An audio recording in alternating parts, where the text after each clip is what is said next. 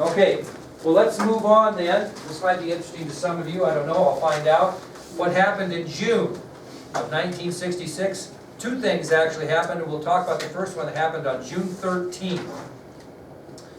On June 13th, 1966. And what happened is the Supreme Court of the United States ruled 5-4 in the case of convicted rapist Ernesto Miranda. Okay, on June 13, 1966, the Supreme Court made a ruling, and the ruling was 5-4, so it was a very close ruling. And the case was about convicted rapist Ernesto Miranda. Okay, June 13, 1966, the Supreme Court ruled 5-4 in the case of convicted rapist Ernesto Miranda. So it was a close vote, and what were they voting on, do you think? His rights. Whether his constitutional rights were violated when he was arrested. So the ruling stated that confessions would be invalid before a suspect has been informed of their constitutional rights. You have the right to remain silent. You have the right to retain an attorney. What are they called now? The Miranda rights. It was named after this guy because he got off the hook as a convicted rapist because he was not read his constitutional rights, which from this point on became known as the Miranda rights or the Miranda warnings. So if you get arrested, anybody ever heard these from a police officer? I did once. But anyway, if you get arrested, they will say you have the right to remain silent, you have the right to obtain an attorney. If you cannot afford an attorney, we will appoint one for you. Those are your Miranda rights, and if you don't say those to somebody prior to arresting them, then you have to get in trouble. Oh, I'll tell you after the video. Okay, college mistake. Okay, anyway, moving on to June 17th. And this will be a continuing story as well. On June 17th, 1966, 2 men and a woman were fatally shot at the Lafayette Bar and Grill in Paterson, New Jersey. On June 17th, 1966, 2 men and a woman were fatally shot at the Lafayette Bar and Grill, which is on your ID sheet, in Paterson, New Jersey. Again, that'll be a continuing story here in a minute. June 17, 1966, 2 men and a woman were fatally shot at the Lafayette Bar and Grill in Paterson, New Jersey. Okay, we'll come back to that. July 1966. On July 19th, Richard F. Speck was identified as the mass murderer of 8 student nurses in Chicago. On July 19th, 1966, Richard F. Speck was identified as the mass murderer of 8 student nurses in Chicago. Mass or masked? Mass murder. That means 8. So Richard F. Speck was identified as the mass murderer of 8 student nurses in Chicago. What he did is the girls worked for a hospital and they lived in the dormitory that they provided for them then, and he snuck into the dormitory and killed all 8. Okay? Now, guess how he got identified? No, good tie-in. He got identified by the only girl, the 9th girl that he didn't kill. So he actually tried to kill 9, killed 8, and was identified by the poor gal in a way. I guess the gal that didn't get killed. Was there a reason? Well, she got away. No, was there a reason? Oh, he just crazy. How did he crazy? Was it gone? Well, he strangled him. Yep. It's quite a story. Okay? All right, we'll tell you the whole story in a bit. We'll save that. Okay. August 1st. August 1st. August 1st.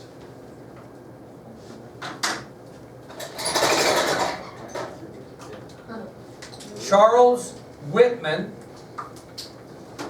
who was an architect student, actually an architectural honor student, at the University of Texas climbed to the top of the 28-story clock tower at the University of Texas. On the campus is a 28-story clock tower that has a clock up on the top. Okay, and it's a building that houses different things, but the tower is simply a tower that goes up 28 stories, and in the middle of the top of that 28 stories is a clock tower. So on August 1st, 1966, Charles Whitman, an architectural honors student at the University of Texas, made his way atop a 28-story clock tower at the University of Texas in Austin. He carried several rifles and handguns and hundreds of rounds of ammunition. This will give me a good thing here. Okay? He carried rifles and handguns and several hundred rounds of ammunition.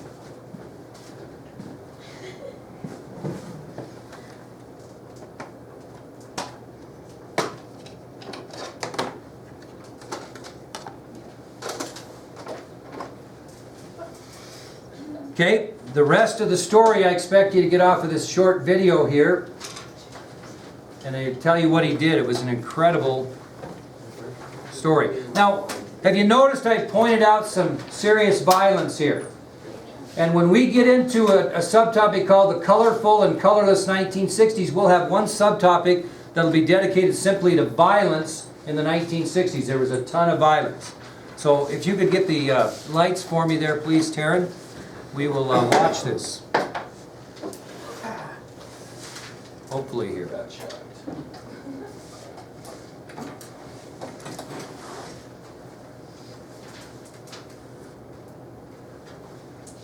This into our tower of death. He was trying to cover more ground than he was capable of doing. He was just spread out a little bit too thin. Was it stress that made Charles Whitman... We gotta listen, I'm sorry, because we only have one speaker going because I recorded it, not stereo.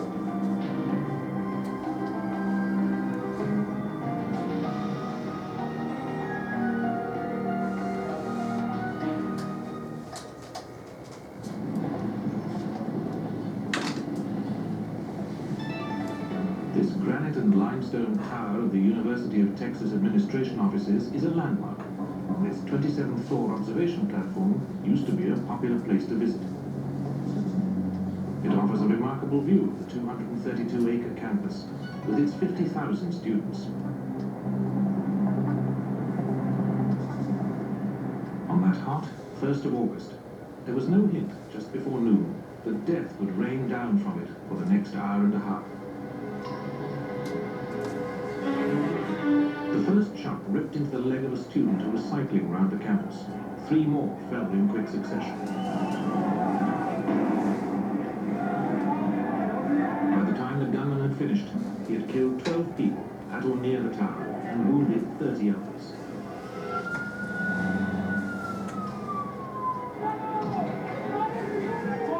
Finally, 3 policemen and a passerby managed to storm the tower and shoot the gunman dead.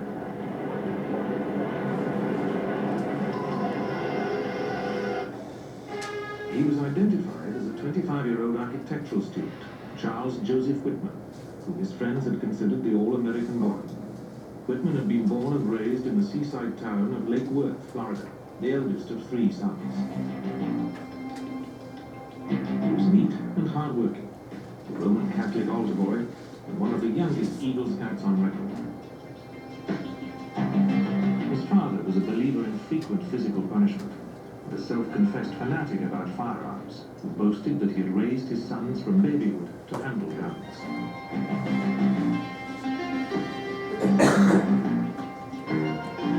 Charles in particular grew up obsessed by guns and became an expert shot.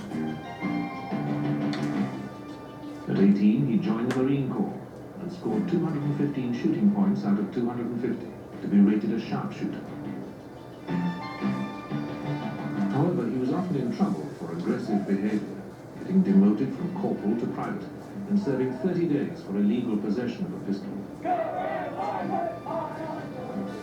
During his service, he discovered that the military would put him through school, so he obtained a scholarship and in 1962 was given leave to enroll at the University of Texas to study engineering. Did he have any similarities, anybody you know, by listening to that? Isn't that incredible? Just incredible. He started well, getting high grades, and proving popular with fellow students. That same year, Whitman met this student teacher, Kathleen Leisner. They married shortly afterwards. They seemed a devoted couple, although some friends sensed that she was afraid of a violent streak in her new husband. In 1963, Whitman's grades dropped. His scholarship was removed, and he had to go back to the Marines. He finished his service on the 4th of December 1964 and returned to Austin.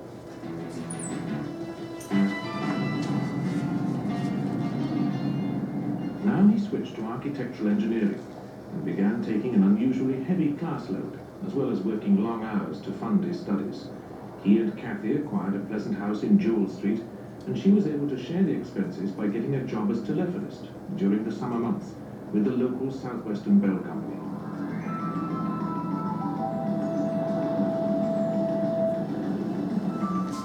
Early in 1966, his mother left his father after years of wife-beating and moved to Austin. Charles went to fetch her and called a sheriff's car to stand guard in case his father physically tried to prevent her from leaving. Within a few months, the pressure of work, his father's constant calls to get him to persuade his mother to return, and financial problems drove Whitman to quit school and tell his wife he was leaving her. His professor helped him get a partial scholarship so that he could continue studying, and his bewildered wife persuaded him to start seeing a psychiatrist. Whitman admitted to having fits of rage against family and friends, and that, like his father, he beat his wife.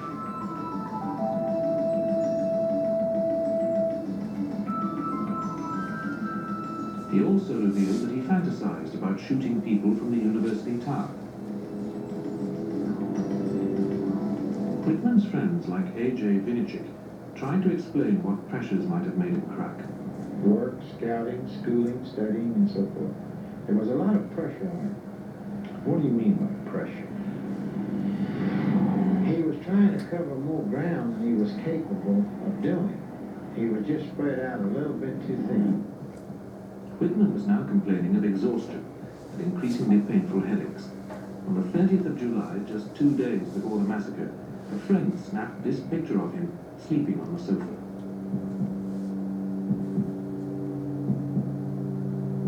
The following evening, alone at home, Whitman wrote a farewell letter, saying that he hated his father with a mortal passion.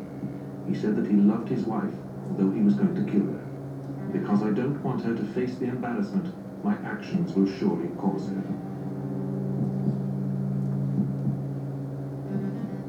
His friends Larry and Elaine Fuss dropped in as he finished typing. And when we walked in, he was typing, and he told us he was typing some letters to a few friends, and we just sat down. We had a very normal conversation with him, like nothing out of the ordinary that we've ever had with him before. And he seemed to be in fine spirits. He wasn't depressed about anything. He almost seemed to be relieved, and he was particularly relaxed this week. Nevertheless, they felt that all was not well. He wasn't himself Sunday night as calm and as collected, as personal as he seemed to be. That there were several things that just didn't add up to what he'd always been. After his friends had left, Whitman drove to the telephone company to pick up Kathy. As usual, he took her home. She evidently had no idea that anything was wrong.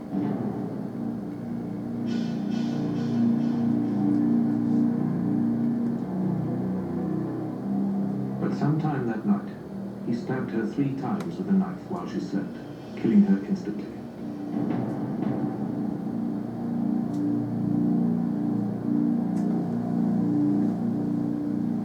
Also that night, Whitman drove across Austin to his mother's apartment and killed her by stabbing and shooting. He wrote another note. I have just killed my mother. I'm very upset over having done it. However, I feel that if there is a heaven, she is definitely there now. If there is not a heaven, she is out of her pain and misery. I love my mother with all my heart. The intense hatred I feel for my father is beyond all description.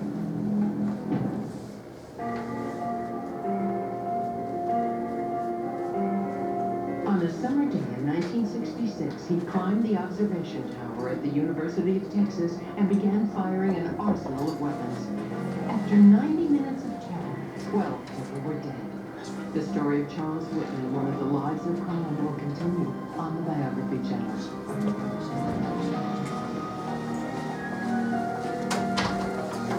He was a Marine, a hard-working student, and a husband. But in August of 1966, he climbed the observation tower at the University of Texas and turned it into a tower of death. The story of Charles Whitman, one of the lives of crime, now continues on the Biography Channel.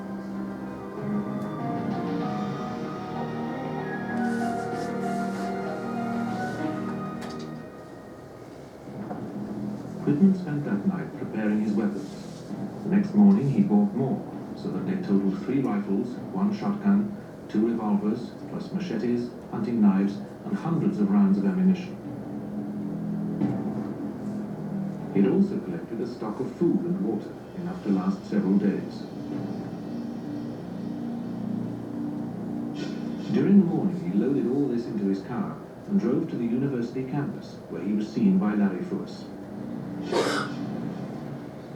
I saw him yesterday morning down the library at the engineering building. I was just passing by on the way to class and didn't have time to stop. And besides, he looked unusually distraught.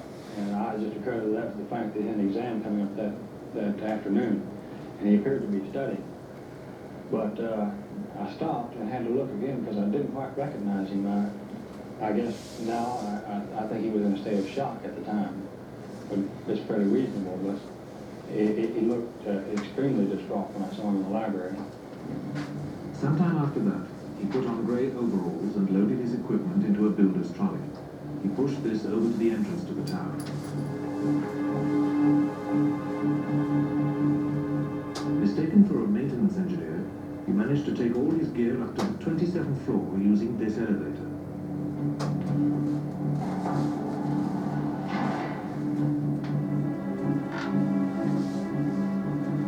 From there, he manhandled his load up 3 short flights of stairs to the observation deck.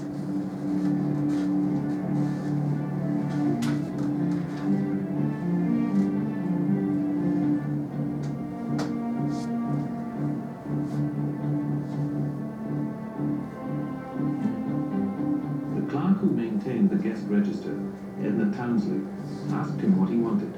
In reply, he clubbed her with a rifle, crushing her skull. As Whitman was making his final preparations, he heard more footsteps approaching.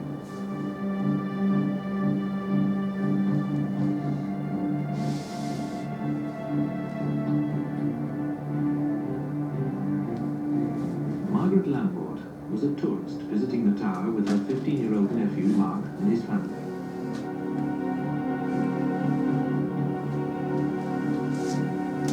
As they appeared, Whitman fired, killing them both, and wounding Mark's brother and mother. Mark's father was further behind the others and took cover in an office.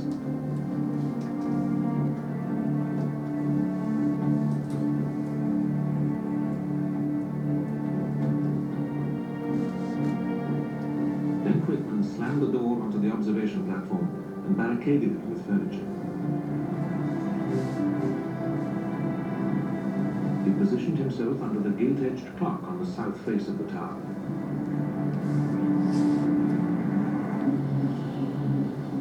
From there, he had a superb view of the campus in front of the building. He could also see through to the shops on Guadalupe Street, and it was there that Claudia Rutt, aged 18, promising ballet dancer, was shot down beside her boyfriend, Pat Sontag. As he turned to help her, he too was killed. At first, no one could understand what was happening. Then Harry Walcher, a 39-year-old political science teacher, was gunned down as he browsed outside one of the bookstores on Guadalupe Street. Now people close to these first victims began to take cover as they realized something was wrong.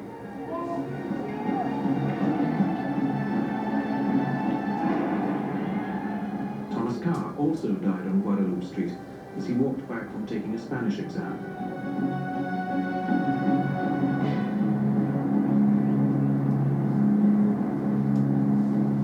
Then Whitman spotted figures crossing the campus below.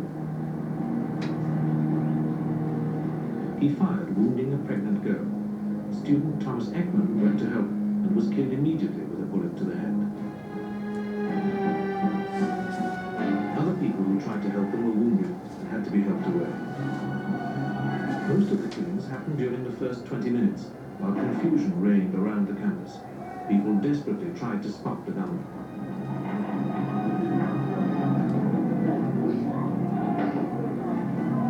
Peace Corps volunteer Thomas Ashton was killed relaxing on the roof of a building to the north of the tower. Whitman was now moving around the observation platform, picking his targets wherever he could. He had positioned rifles and ammunition so as to cover all sides.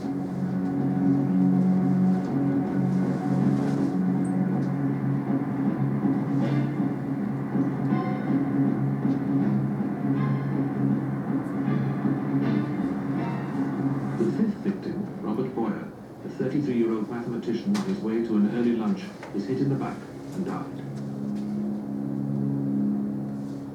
By now, people were beginning to realize that the shots were coming from the tower. But the difficulty was that it provided well-concealed firing positions.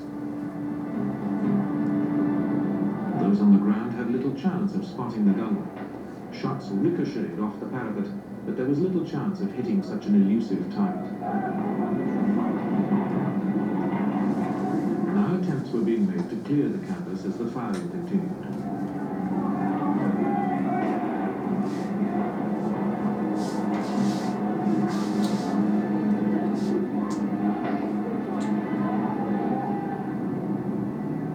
One of the men returning fire on the tower was traffic policeman Billy Speed. He was picked off as he crouched behind a stone railing. As more people fell wounded, police reinforcements were moving into the area. But their chances of getting a clear shot were slim as Whitman moved from vantage point to vantage point.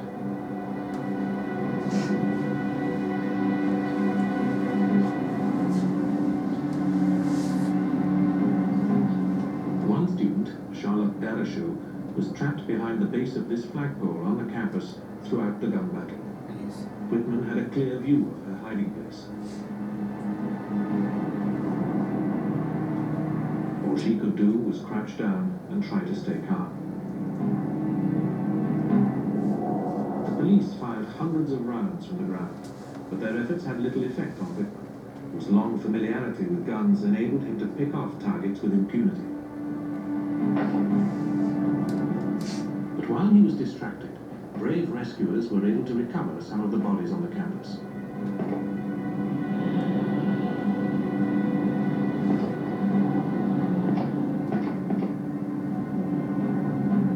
It was discovered that the pregnant girl was still alive, although the bullet had killed her baby.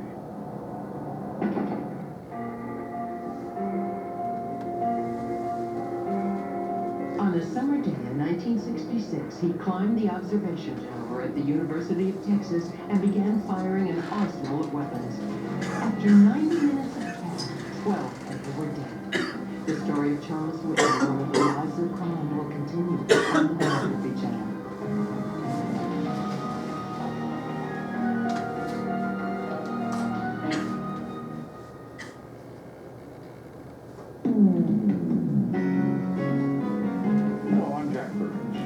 Welcome to the Biography Channel.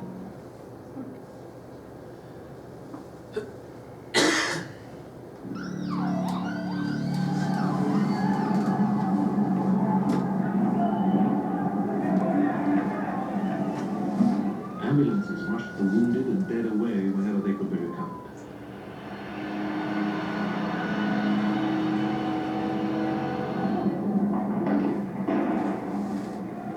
After an hour, the gunman was still firing from his vantage point. The police now realized that the distance was too great to wound or kill him.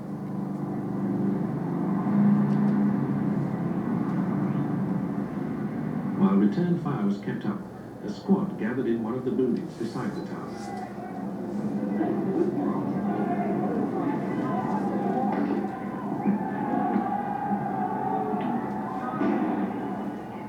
The policemen who made the final assault were Ramiro Martinez, who had been off duty when he heard of the emergency,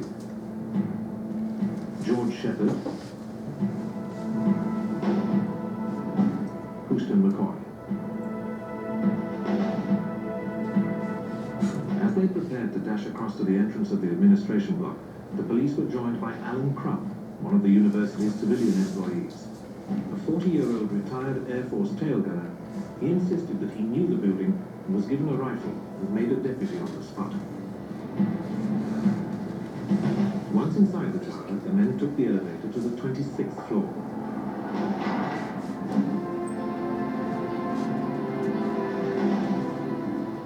There they met a distraught Mr. Gabor, father of the murdered Mark. He tried to seize a gun and go after the killer alone. After a struggle, he was sent back downstairs. Once on the observation platform, they forced their way through the barricaded door. On the ground, other police kept firing to distract the gunman. Then Martinez and McCoy crawled one way and Crum the other. Crum heard footsteps coming towards him. He loosed off a blast. The footsteps retreated. He then moved round the corner, but the gunman was out of sight. Then Whitman moved round another corner into Martinez's sight line.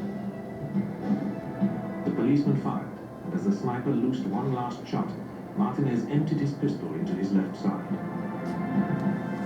Whitman fell at this spot, and as he thrashed around, McCoy fired at him twice. Finally, Martinez grabbed his shotgun and fired point blank into his head. Medical teams rushed into the building after Crum had signaled with a towel that it was all over.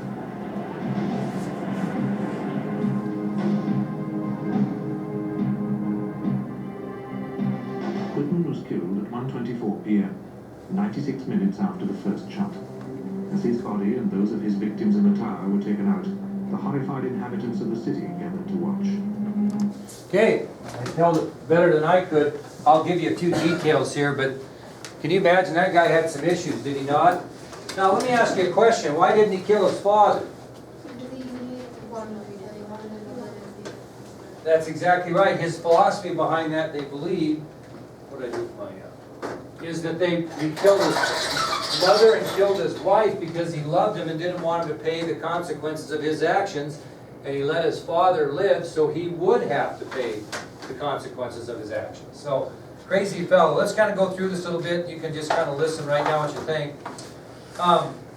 As I mentioned in the movie, Whitman encountered a man, his wife, and their small boy en route to the top of the clock tower. He killed the woman and the boy, and the husband and father managed to escape. Once he got on top position in the clock tower, he opened fire on the campus. He ended up killing 12 people and wounding 31 others, and he was killed 96 minutes after he fired his first shot, which they told you on the video. We already mentioned that prior to his arrival at the University of Texas that day, he had already killed his wife and his mother. And again, we mentioned why he did not kill his father. The only last thing I'll tell you is they did an autopsy on Whitman, and they revealed he was suffering from a brain tumor, which certainly could have led to the issue that he had. So he was a crazy son of a gun, but didn't he have a lot of similarities as Lee Harvey Oswald? These assassins just seem to have a lot of the same similarities, okay? We'll move on then to September of 1966, and on September 17th, and this is kind of came in the news yesterday too, by the way, never ends. September 17th, Willie Mays of the San Francisco Giants hit his 535th career home run. So on September 17th, Willie Mays of the San Francisco Giants hit his 535th home run. What do you think the significance of that would have been? What's that? He was black. But where did it put him on the all-time list, do you think? Didn't put him first because who was the all-time home run hitter before Babe Ruth? So what did it make him? Second. Okay? So on September 17th, Willie Mays of the San Francisco Giants hit his 535th home run. which at the time moved him into second place among career home run hitters. Okay, who's the home run king now? Anybody know? Under scandal. Barry Bonds. It's the steroid and enhancement performing drugs syndrome in Major League Baseball. It's a big discussion now. Matter of fact, who only needs like 4 or 5 home runs to pass Willie Mays? That's coming back after a year's suspension. Cheater. No, not Jeter, not the golden boy. Alex Rodriguez got suspended a year out of baseball for using performance-enhancing drugs, and just yesterday, ironically, they stated they only need 3 or 4 home runs to surpass Willie Mays. 500, but anyway, it's a joke, in my opinion. I won't even get into that. These guys that took steroids should just be banned from baseball. There were some Pete Rose who got banned, but anyway. Okay, October. On October 26th, President Johnson surprised American soldiers in South Vietnam by making an unexpected stop. On October 26, 1966, this will be a whole nother topic later, President Johnson surprised American soldiers in South Vietnam by making an unexpected trip to visit the troops there. They didn't know he was coming, which was kind of unusual. Now, Secretary of State Dean Rusk, who still served with Johnson after the Kennedy assassination, actually accompanied President Johnson on the trip, and he got to speak to the soldiers. He made an interesting quote to the soldiers. So again, I'll tell you that in a minute, but President Johnson surprised American soldiers in South Vietnam, made an unexpected stop to salute the troops on October 26, 1966. Accompanying the president was Secretary of State Dean Rusk, who also got a chance to speak, and this is the quote that he said. You write it down if you want. He told the soldiers that they visited in South Vietnam that, quote, "The Johnson administration is seeking a peaceful, victorious end to the war," in which eventually they got neither. Okay? So Rusk assured the soldiers that the Johnson administration was seeking a peaceful, victorious end to the war, which actually, like I said, they got neither in the end. Okay? November 8th. Ronald Wilson Reagan, who was a ruggedly handsome former movie star turned politician, was elected governor of California. On November 8, 1966, Ronald Wilson Reagan, the ruggedly handsome former movie star turned politician, was elected governor of California. What rugged, handsome former movie star turned politician was elected governor of California in the last decade? Arnold Schwarzenegger. So it was about kind of the same type of feeling. When Ronald Wilson Reagan was elected governor, it was kind of the same feeling that Schwarzenegger when he was elected. The difference is that Reagan will end up becoming president of the United States and serve great 8 years. Although Schwarzenegger never could, because why? Why couldn't Reagan? Wasn't born here. California. So Ronald Wilson Reagan, former movie star turned politician, is elected governor of California. And we'll hopefully get to some point where we can talk a little bit about his presidency. And finally, December 12th of 1966,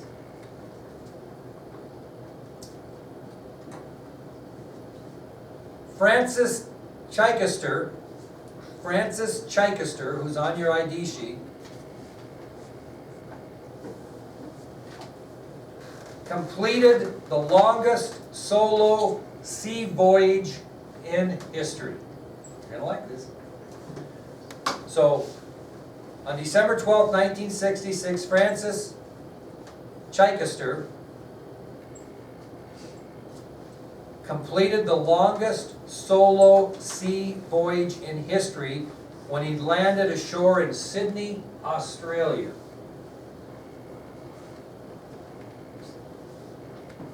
So he made the longest solo sea voyage in history. It means he sailed on his own. And he ended his trip in Sydney, Australia.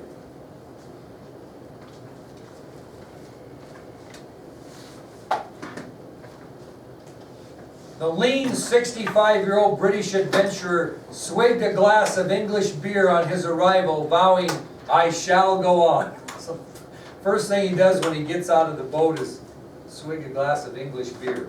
Took him 107 days to make his voyage. Where did he go from? I think, I don't have that down, but he went Probably England. Probably England. He went from England to Australia. I think he went almost 14,000 miles in 107 days. Yeah. Okay? All right. We have the next subtopic, which is the story of Reuben Hurricane Carter. And I'm going to help you out here. Instead of making you take about 5 pages of notes, I'm going to give you the notes. We're done with that section. However, I do want you, I don't give you a lot of assignments. I would like you to read through this briefly tonight, and then we'll cover it tomorrow. Okay? And have you ever heard the movie The Hurricane? Well, I'll tell you guys. You're getting older, you're getting younger. This story turns out to become a very popular movie called The Hurricane. What year was it popular? God, that's getting older. Probably Why is it still? 2000s. I'll look in just a minute. So I want you to kind of read through this. This has to do with the 2 men and 1 woman that were killed at the Lafayette Bar and Grill in Patterson, New Jersey, that we talked about. So if you get a chance, get through this. It's not necessarily required. We'll cover it tomorrow, but it'll give you a little better idea of what's going on. Okay? Denzel Washington was the guy. What was the year it was made? 99. What? 99. I was pretty close, 2000-ish. A great story. It's a great story. So read through that tomorrow, and we'll continue on. The story of Reuben Hurricane Carter. Here's Reuben Hurricane Carter right here. Now you find out why he signed lyrics of a song that Bob Dylan wrote. Because Bob Dylan's awesome. Because Bob Dylan wrote the song about him, the hurricane. So there's his signature with a picture of Bob Dylan. That's pretty interesting.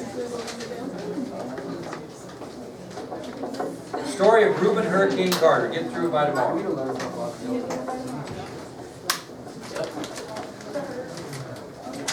Excuse me, but here. Hey, one more thing. Read that. Raffle tickets are due the start of the period Thursday. If you will not be here, make sure you turn them in before you go. Now listen, if I don't have them during class Thursday, you're not getting credit. So make sure they are here. Or before, which some of you have done. Thank you very much. Yes?